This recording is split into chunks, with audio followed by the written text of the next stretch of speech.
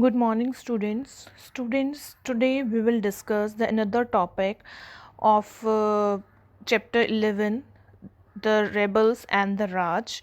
And the topic is the images of the revolt.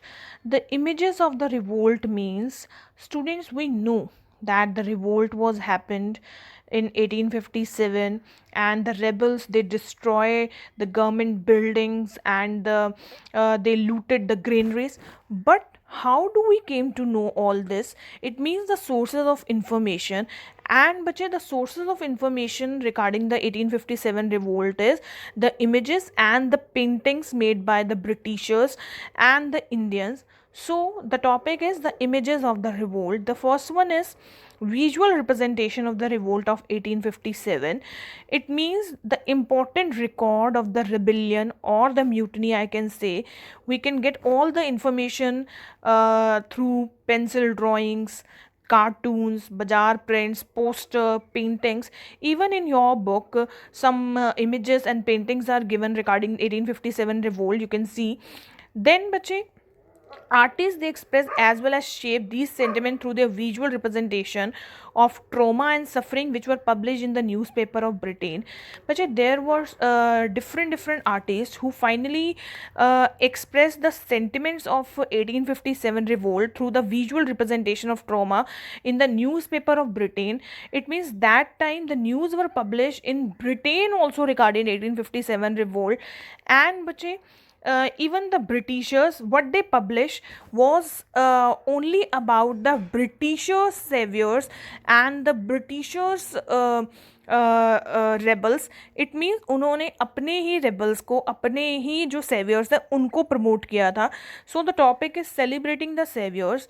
Britishers painters view. जो Britishers के painters थे उन्होंने क्या प्रमोट किया था बच्चे? उन्होंने ब्रिटिश के हीरोज़ को, ब्रिटिश के जो विमेन थी जो 1857 के रिवोल्ट में पार्टिसिपेट कर रही थी, जैसे मिस व्हीलर का भी नेम आएगा आगे, उनको प्रमोट किया. Relief of Lucknow, it was painted by Thomas John Barker in 1857. 1 mark के अकॉर्डिंग भी इंपॉर्टेंट है.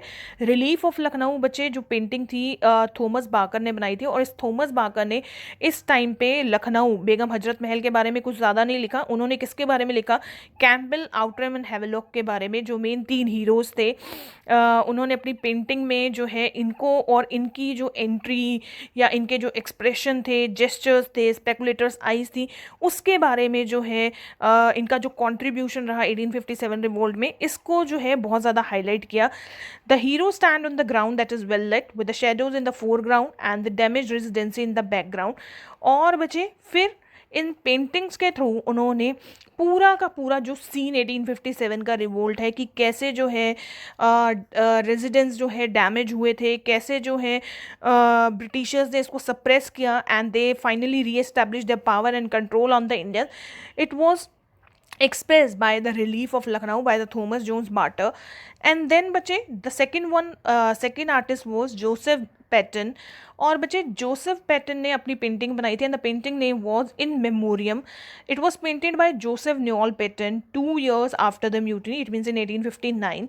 एंड बचे the main important feature was that Paton he didn't show any violence, but what he show in his painting in memoriam was the main, that how the Britishers army, they played their important role in suppressing the revolt of 1857. And they that how the Britishers rescue the forces arriving as a savior. Savior means कैसे वो लड़े और कैसे वो बहुत ज़्यादा आगे जाकर फेमस हुए.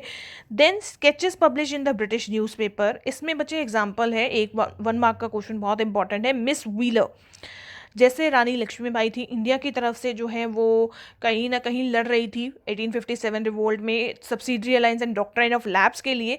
इसी तरह बच्चे जो मिस व्हीलर है वो क्रिश्चियनिटी को प्रमोट करने के लिए लड़ रही थी, क्योंकि उस टाइम पे जो इंडियंस थे वो बहुत ज़्यादा क्रिश्चियनिटी को फॉलो नहीं करते थे, वो हिंदुज़म को फॉलो करते थे. So Miss Wheeler stand formally at the centre, defending her honour and single handedly killing the attacking rebels. Then बच्चे after this vengeance and retribution. Vengeance होता है रिवेंज. सो बच्चे यहाँ पे in what such image justice published in Punch in 1857 we see an allegorical female figure of justice with a sword in one hand and a shield in the another. In chapter nationalism in Europe बच्चे आपने एलोग्रीज पढ़ी होंगी, जैसे German एलोग्री आपने पढ़ी थी. Similarly बच्चे 1857 में एक इमेज आई थी जस्टिस, जहाँ पे एक लेडी को, जहाँ एक फीमेल फिगर दिखाई गई थी. In the one hand she carried sword and the other in a shield.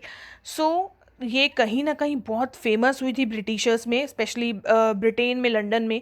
Then her posture is aggressive, her face express rage and the desire for the revenge.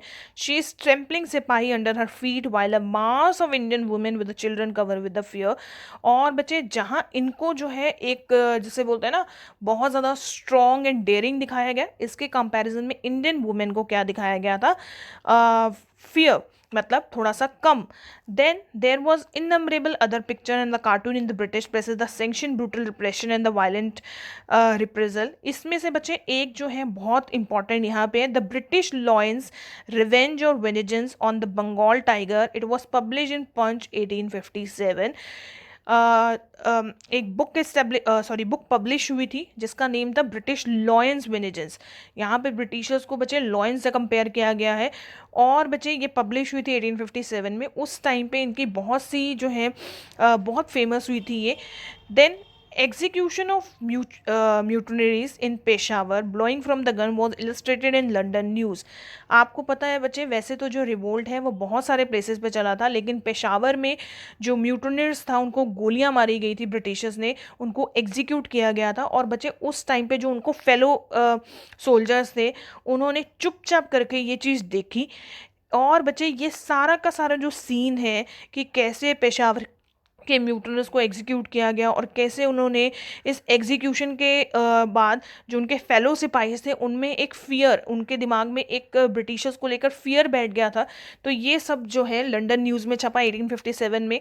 Then no time for the clemency. Clemency होता है दया भावना, लेकिन उनके पास कोई ऐसी clemency नहीं थी. बच्चे यहाँ पे कैनिंग को इन वन पंच, कैनिंग वो shown as a looming father figure. Looming का मतलब होता है बहुत बड़ा, एरोगेंट, या ये कह लो सब कुछ. तो कैनिंग को यहाँ पे लूमिंग फादर फिगर दिखाया गया, किसका? इंडियंस का. With his protective hand over the head of the sipahi, कि वो सिपाही का क्या है? मसीहा. But actual the Britishers were not in the favour of us. Then बच्चे नेशनलिस्ट इमेजरीज, जहाँ बच्चे ब्रिटिशर्स ने अपने जो है सिपाहीज को, अपने सेवियर्स को प्रमोट किया. सिमिलरली आपको पता है रानी लक्ष्मीबाई जो है फ्रॉम इंडिया, शायद वो बहुत ज़्यादा उस टाइम पे फेमस हुई थी 1857 रिवोल्ट के लिए. एंड बच्चे एक इमेज है, आपको सबको भी पता होगा, in popular print Rani Lakshmibai is usually portrayed in the battle armour with the sword in the one hand and riding a horse, a symbol of determination to resist injustice and alien rule. बच्चे वो उन्होंने अपने adopted सन के साथ जो horse पे बैठे हुए, अगर उनकी एक इमेज आपको माइंड में आ रही है तो वो बहुत फेमस थी. और बच्चे कहीं ना कहीं उन्होंने डॉक्ट्राइन ऑफ लैप्स के अगेंस्ट जो है बहुत ज़्यादा स्ट्रगल करते हुए वो लास्ट में क्या गई थी? 1857 के रिवोल्ट में मारी गई थी. देन बच्चे कंक्लूजन पे अगर हम बात करें, the images indicate how the painter who produced them perceived those events and what they felt, what they sought to convey. अब बच्चे ये जितना भी छपा ब्रिटिश लंदन न्यूज़ में, या पेंटिंग्स आई, स्केच आई by the Thomas John Barker, by the Paton, Noel Paton, तो बच्चे ये जो है उन्होंने क्या जो छापा वो यहाँ से पता लगता है कि जो उन्होंने इवेंट्स को परसीव किया, जैसे उन्होंने इवेंट्स को देखा वैसे ही उन्होंने क्या किया, वो मैसेज कन्वे कर दिया through painting, through images and through sketches. But बच्चे जो हमारी नेशनलिस्ट इमेजरीज हैं वो कहीं ना कहीं हमारे सेंटिमेंट्स के साथ जुड़ी हैं, हमारे इमोशंस के साथ जुड़ी हैं, सेंसिबिलिटीज़ के साथ जुड़ी हैं. और एज अ इंडियन तो हम जो है हम नेशनलिस्ट इमेजरीज को क्या करेंगे? प्रमोट करेंगे. So student, here you can see a revision note of this topic. Read this topic again, and if you have any doubt student, you can call me. Thank you.